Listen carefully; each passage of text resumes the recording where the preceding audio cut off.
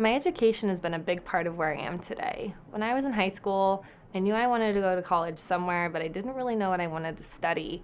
And I remember thinking space was cool. There's a lot of pressure when you're in middle school and high school. People ask you, what are you going to do? I didn't really know what I wanted to do, but I was always kind of curious about space. I thought I'd see the satellites kind of floating around the sky, and I thought, I don't really know how those work, and I'd like to. So that was enough to get me into college.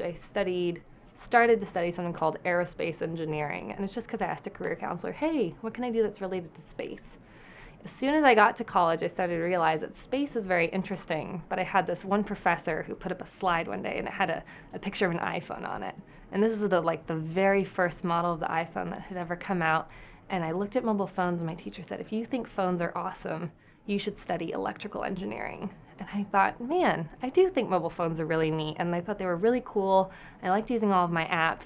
And so at that point I said, yeah, I'm going to make the switch and I'm going to go to electrical engineering. And it let me do all sorts of interesting things because of that. I got to work at Microsoft, which is a big computer company.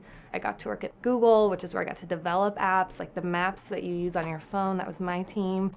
And then after that, I got to work at a mobile payments company.